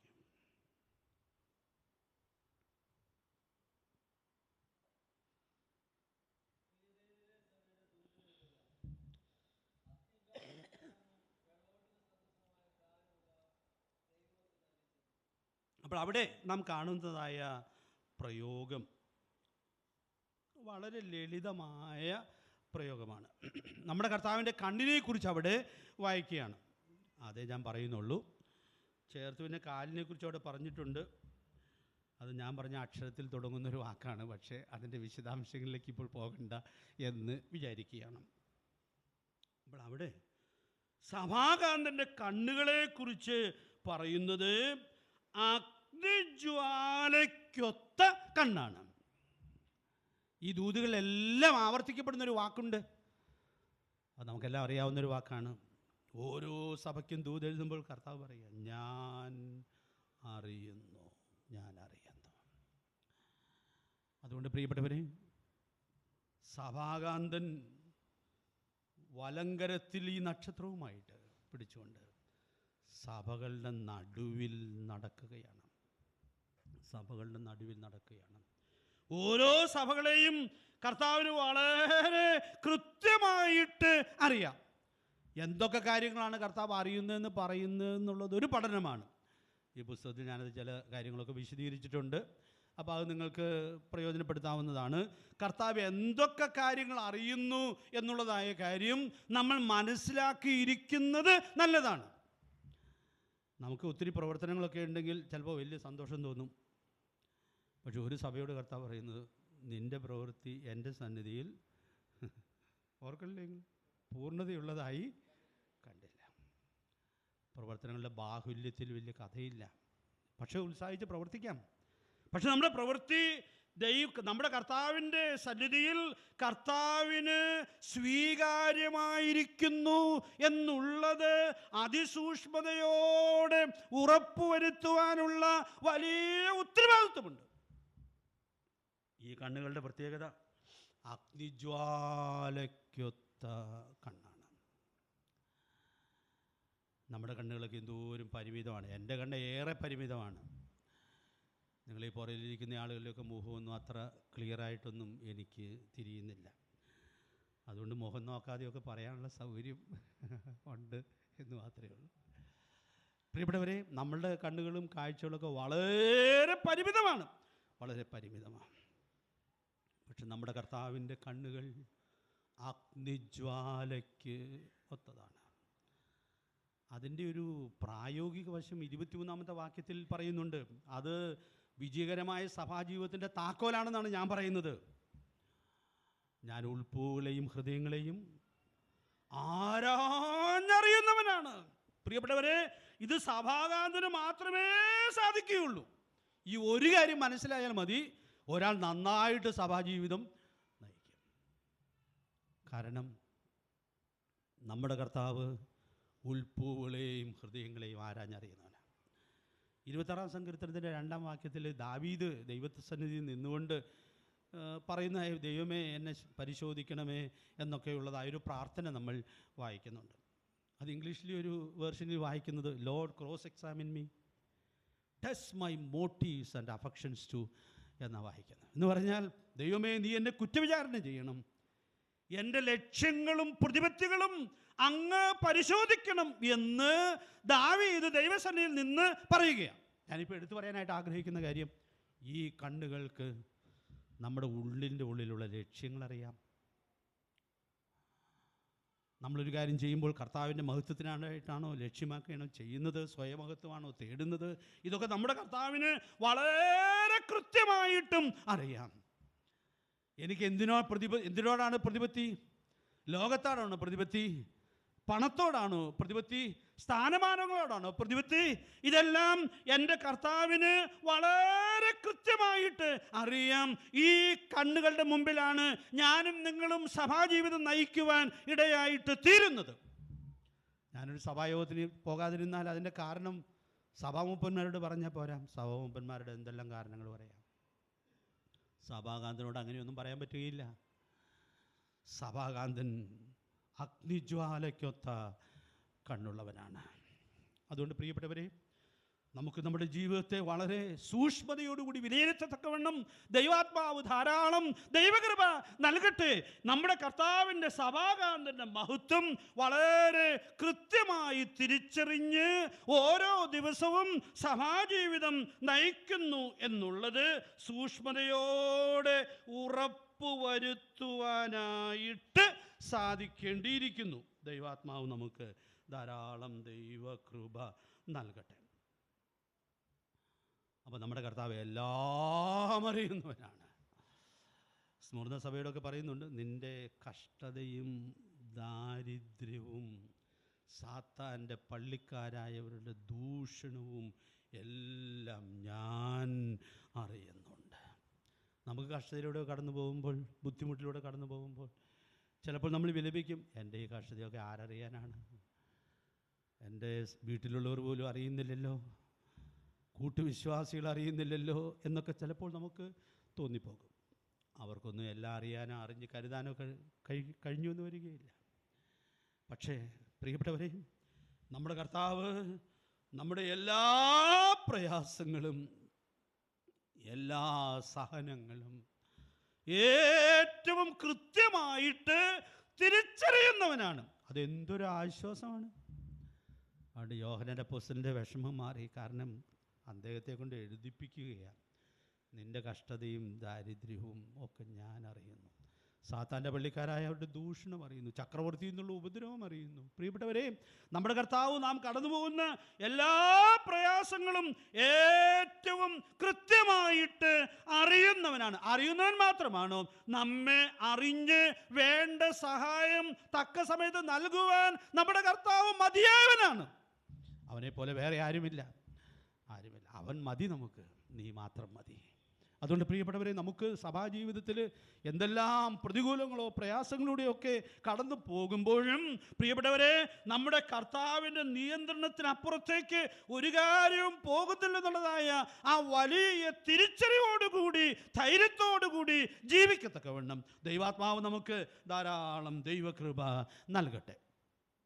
ഇനി അതിനോട് ചേർത്ത് പറഞ്ഞിരിക്കുന്നൊരു കാര്യം ആകമുണ്ട്. ഞാൻ വേറൊരു തലക്കെട്ട് കൂടാതെ അതും കൂടി ഒന്ന് ചേർത്ത് പറയുകയാണ്. അഗ്നിജ്വാലയ്ക്കൊത്തുള്ള കണ്ണ്. പിന്നെ നമ്മുടെ കർത്താവിൻ്റെ കാലിനെ കുറിച്ചുള്ളൊരു പ്രയോഗമുണ്ട്. എന്താണത്? വെള്ളോട്ടിന് സാദൃശ്യമായ കാല്. പ്രിയപ്പെട്ടവരെ, എന്ത് ചൂണ്ടിക്കാണിക്കുന്നു എന്നുള്ളത് നിങ്ങൾക്ക് അറിയാം എന്ന് ഞാൻ കരുതുകയാണ്. നമ്മുടെ കർത്താവ് കാര്യങ്ങൾ അറിയുന്നവൻ മാത്രമല്ല, അറിഞ്ഞ് വളരെ കൃത്യമായിട്ടും അതിൽ ഇടപെടുന്ന കർത്താവാണ്. അതൊരു ന്യായവിധിയുടെ സൂചനയാണ്. അതിൻ്റെ വിശദീകരണത്തിലേക്ക് ഞാൻ പോകുന്നില്ല. പക്ഷേ ഈ സഭകൾക്കുള്ള ദൂതിൽ 3-ാം അധ്യായത്തിൻ്റെ 19-ാമത്തെ വാക്യം നമ്മൾ മനപ്പാഠം പഠിച്ചിട്ടുള്ളതായ വാക്യമാണ്. ഒടുവിലത്തെ ദൂതിൽ അവിടെ ശക്തമായൊരു സന്ദേശം ദൈവാത്മാവ് നൽകുന്നവരായിട്ട് നമ്മൾ കാണുന്നുണ്ട്. ഞാനതങ്ങ് പറഞ്ഞ് അവസാനിപ്പിക്കട്ടെ. എനിക്ക് പ്രിയമുള്ളവരെയൊക്കെയും ഞാൻ ശാസിക്കുകയും ശിക്ഷിക്കുകയും ചെയ്യുന്നു. അതുകൊണ്ട് പറയുക, ആകയാൽ മാനസാന്തരപ്പെടുക. പ്രിയപ്പെട്ടവരെ, ഞാൻ ഇന്ന് പകൽക്കാലം ഓർപ്പിക്കട്ടെ, നമ്മുടെ കർത്താവ് ശാസിക്കുന്നവനാണ്. അത് മാത്രമൊന്ന് വിഭജിച്ച് പറഞ്ഞ് ഞാൻ നിർത്താം എന്ന് കരുതുന്നു. കർത്താവ് എങ്ങനെയാണ് ശാസിക്കുന്നത്? രാത്രി ഉറക്കത്തിൽ വിളിച്ച് ശാസിക്കുകയാണോ? അല്ല. കഴിഞ്ഞ ദിവസം ഞങ്ങളൊരു രോഗിയെ കാണാൻ പോയി. അപ്പോൾ അദ്ദേഹം രസകരമല്ല, തന്നെ പേടിപ്പിച്ചൊരു അനുഭവം പറഞ്ഞു. താൻ ആശുപത്രിയിലായിരുന്നപ്പോൾ പെട്ടെന്ന് ബോധം നഷ്ടപ്പെട്ടു. സ്ട്രക്ചറിൽ കൊണ്ടുപോവുകയാണ്, തൻ്റെ ബോധം നഷ്ടപ്പെട്ടു. അപ്പം അദ്ദേഹം പറഞ്ഞു, ഒരു ദർശനം കണ്ടു. അവിടെ എണ്ണിക്കൂടാത്ത പുരുഷാരം, തേജസ് നിറഞ്ഞ ഒരു വലിയ കൂട്ടത്തെ കാണുകയാണ്. എന്നിട്ട് അദ്ദേഹം പറഞ്ഞു, ഞാൻ മാത്രം തേജസ് ഇല്ലാത്തവനായിട്ട് ആ കൂട്ടത്തിൽ കണ്ടു. എൻ്റെ വേറെ ഞാൻ ആകെ വിഷമിച്ചു പോയി. അപ്പോൾ ഇനി അവിടെ ചെല്ലുമ്പോൾ ഇങ്ങനെയും ആയിരിക്കുമോ എന്നുള്ളതായൊരു ഭയവും തോന്നാതിരുന്നില്ല. എന്തായിരിക്കും അങ്ങനെ കണ്ടത്? ഞാൻ പറഞ്ഞ എണ്ണിക്കൂടാത്ത പുരുഷാരത്തെ വെളിപ്പാട് പുസ്തകത്തിലൊക്കെ നമ്മൾ വായിക്കുന്നുണ്ടല്ലോ. ഇതൊക്കെ നമ്മുടെ മനസ്സിൽ കിടക്കുന്നതുകൊണ്ടും എത്രയോ നാൾ പ്രസംഗിച്ചതാണ്. അപ്പോൾ അതുകൊണ്ട് ആയിരിക്കാം ആ ഉപബോധ മനസ്സിൽ കിടന്ന കാര്യം നമ്മൾ കാണാനിടയായിട്ട് തീർന്നത്. എന്നിട്ട് ഞങ്ങൾ പറഞ്ഞ് ധൈര്യപ്പെടുത്തി പോന്നു, ബദറിന് ദൈവം റിക്കവറി തരും.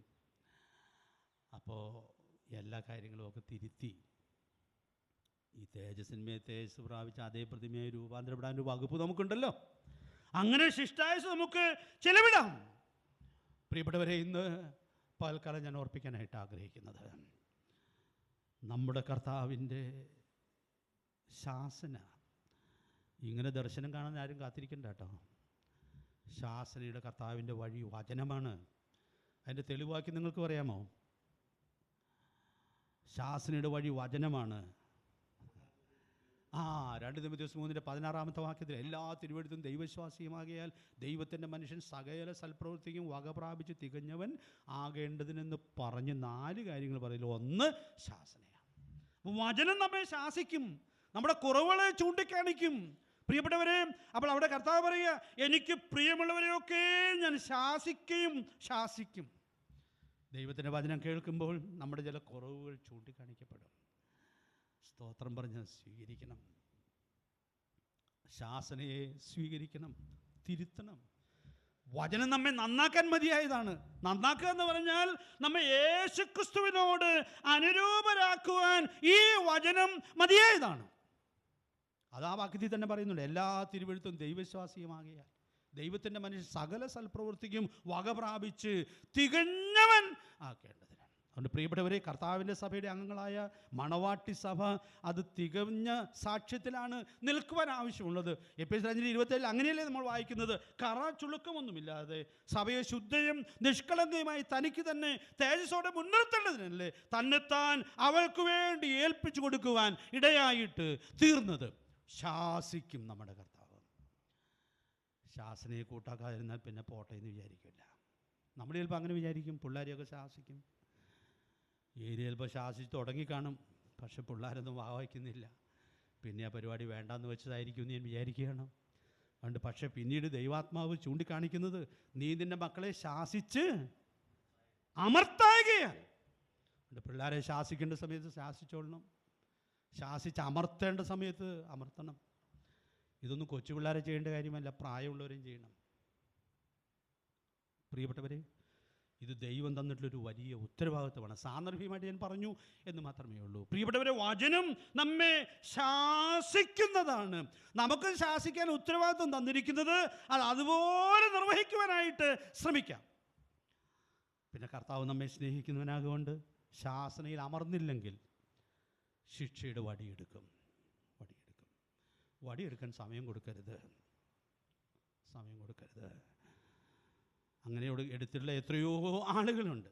എനിക്ക് വിശദീകരിക്കാനായിട്ട് ഞാൻ ശ്രമിക്കുന്നില്ല. ഒരു മനശ്ശെ രാജാവുണ്ട്. തൻ്റെ പ്രവാചകന്മാരെ അയച്ച് അവനോട് സംസാരിച്ചു. പക്ഷേ ആ ശാസനയൊന്നും കൂട്ടാക്കിയില്ല. പിന്നെ ദൈവം ശിക്ഷയുടെ വടിയെടുത്തു. പുറജാതി രാജാക്കന്മാർ വന്നു, അവനെ മൂക്കിൽ കൊളുത്തിട്ട്, ഇംഗ്ലീഷിൽ വായിക്കുന്നത് അവനെ മൂക്കിൽ കൊളുത്തിട്ട് കൊണ്ടുപോയി. ആരെ കൊണ്ടുപോയെന്നറിയാമോ? രാജാവിനെ കൊണ്ടുപോയി. പക്ഷെ മനശ്ശെയിലൊരു ഗുണമുണ്ട്. കഷ്ടത്തിലായപ്പോൾ അവൻ മാനസാന്തരപ്പെട്ടു. തന്നെത്താൻ ദൈവസന്നിധിയിൽ താഴ്ത്തി അവൻ്റെ കുറ്റങ്ങളെ ഏറ്റുപറഞ്ഞു, യഥാസ്ഥാനപ്പെട്ടു. അവനെ തിരിച്ച് ഏത് സിംഹാസനം നിന്ന് പിടിച്ചുകൊണ്ട് പോയോ അവിടെ കൊണ്ടിരുത്തി. അതാണ് നമ്മുടെ ദൈവത്തിൻ്റെ വിശ്വസ്തത. അതുകൊണ്ട് ഞാൻ ഇന്ന് പല ഈ സന്ദേശം ഇങ്ങനെ അവസാനിപ്പിക്കട്ടെ. നമ്മുടെ കർത്താവ് നമ്മെ സ്നേഹിക്കുന്നവനാണ്, സ്നേഹിച്ചവനാണ്, സ്നേഹിച്ചുകൊണ്ടിരിക്കുന്നവനാണ്. അതുകൊണ്ട് അവൻ്റെ ശാസനയെ നമുക്ക് സൗമ്യതയോടെ സ്വീകരിക്കാം. വചനം സൗമ്യതയോടെ സ്വീകരിക്കണമെന്നാണല്ലോ യാക്കോബ് നമ്മെ പ്രബോധിപ്പിക്കുന്നത്. അതുപോലെ അനുസരിക്കാം. ശിക്ഷയുടെ വടി എടുത്തിട്ടുണ്ടെങ്കിൽ പ്രിയപ്പെട്ടവരെ, മത്സരികളായിട്ട് നമ്മൾ തീരരുത്. പിന്നെയോ ആ ശിക്ഷയെ പ്രയോജനപ്പെടുത്തി മാനസാന്തരപ്പെടാം. സഭകൾക്കുള്ള എല്ലാ ദൂതുകളിലും കർത്താവ് 2 ദൂതുകളിൽ അവരുടെ കുറ്റമില്ല, അവർക്ക് മാനസാന്തര സന്ദേശവുമില്ല. ബാക്കി 5 ദൂതുകളിലും അവരുടെ കുറ്റം പറഞ്ഞ് മാനസാന്തര സന്ദേശം നൽകുകയാണ്. മാനസാന്തരത്താൽ പരിഹരിക്കപ്പെടാത്ത യാതൊരു പാപവുമില്ല. ഞാനിങ്ങനെ അവസാനിപ്പിക്കട്ടെ. സഭകളുടെ ക്രിസ്തു, ആ ക്രിസ്തുവിൻ്റെ പരിലാളന എത്ര മനോഹരമാണ്.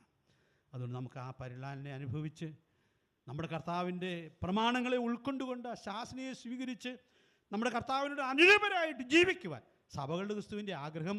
സഭാംഗങ്ങളെല്ലാവരും കർത്താവിനെ പോലെ ആകണം എന്നുള്ളതാണ്. എന്തൊരു ഉന്നതമായ ലക്ഷ്യം!